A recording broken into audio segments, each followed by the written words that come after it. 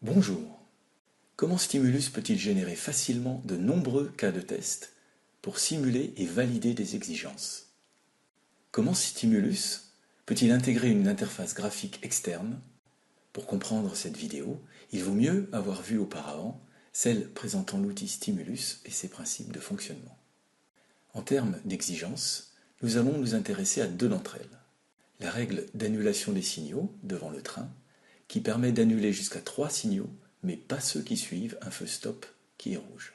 L'autre exigence concerne le déclenchement du freinage d'urgence, si un train s'approche par trop de celui qui le précède. Ouvrons le modèle Stimulus, dans lequel on distingue 3 blocs. Un bloc train, qui va représenter un ou plusieurs trains sur la voie, et qui produit les signaux de freinage d'urgence. Un bloc CBTC Ground, qui produit les signaux visant à annuler 1, 2 ou 3 des signaux devant le train. Un troisième bloc, Track, permet de générer automatiquement différentes configurations de voies, qui sont autant de cas de test pour valider les exigences du système de contrôle des trains. Ouvrons le bloc train. Il contient CBTC Board, qui lui-même contient les phrases qui spécifient comment le freinage d'urgence doit être produit. On lit que, au départ, le signal Emergency Brake est mis à faux. Ensuite, si la distance de sécurité vis-à-vis du train précédent est trop petite, en prenant compte la vitesse, on doit mettre le signal Emergency Brake à vrai. Sinon, il reste à faux. Lançons le simulateur. Indiquons que chaque pas de simulation correspondra à 10 secondes. Faisons quelques séries de 10 pas.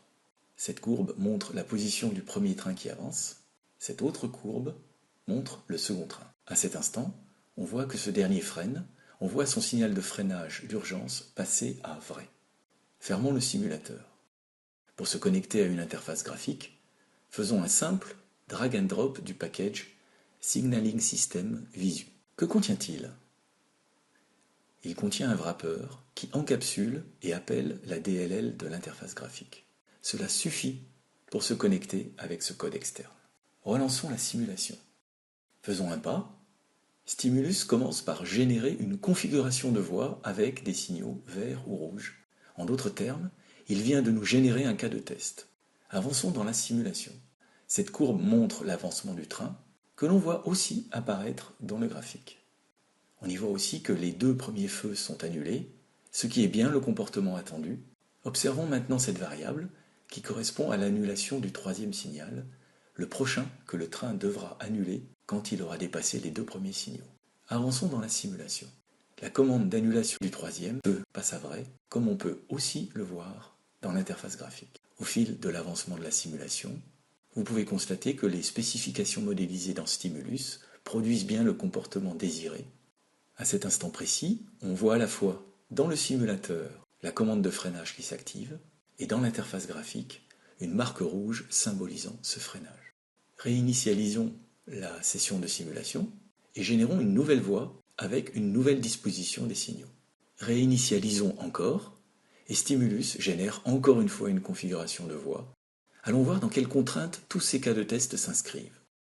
Allons dans le package Track Generation. On y trouve quelques phrases dans le langage de Stimulus qui réalisent un nombre prédéfini d'itérations, une phrase qui contraint la position du nouveau signal. Il doit être au minimum à 2 km du précédent, et sa position doit être inférieure à 100 km du début de la voie. Stimulus génère autant de cas de test que vous voulez, dans le respect des contraintes que vous avez définies. Nous vous invitons à contacter Argosim. Nous avons bien d'autres éléments à partager avec vous.